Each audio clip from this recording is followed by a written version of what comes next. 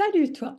Sur cette chaîne, tu vas découvrir comment reprendre le pouvoir grâce à la numérologie et le design humain.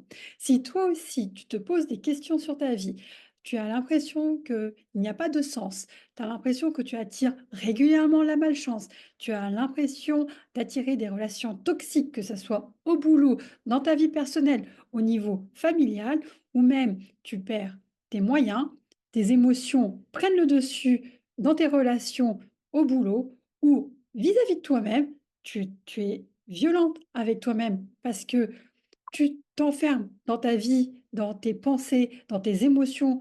Tu n'exprimes rien à l'extérieur, mais à l'intérieur de toi, il y a une vraie agitation mentale, émotionnelle. Bref, ça brasse.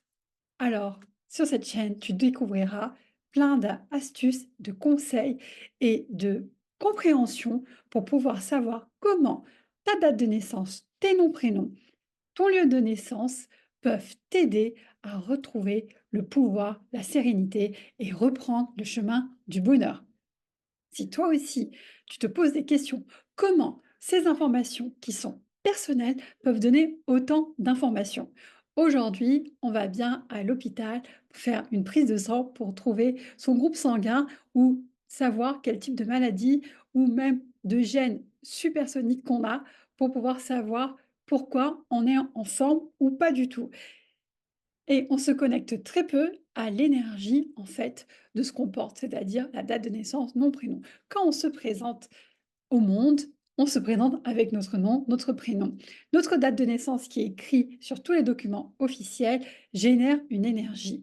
Et ton lieu de naissance, il n'est pas par hasard. À tel endroit où tu es né, les planètes étaient positionnées d'une certaine manière.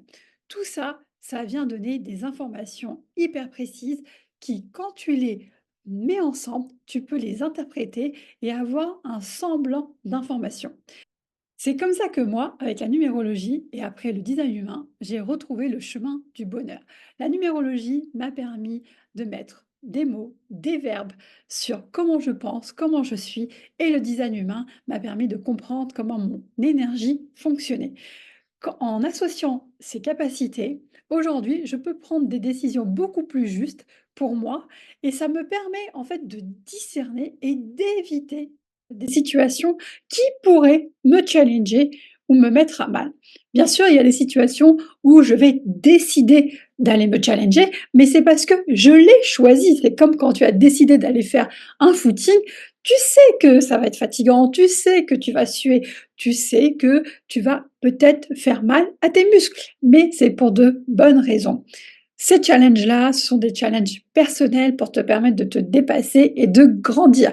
Par contre, les challenges que tu subis, tu ne les as pas choisis. Et ton inconscient, quand tu ne le maîtrises pas, eh ben, il dicte ta vie et il est plus fort que ta conscience. Si tu as envie d'en savoir plus, abonne-toi, suis mes vidéos et je serai ravie de partager tout ce que j'ai découvert grâce à ces outils.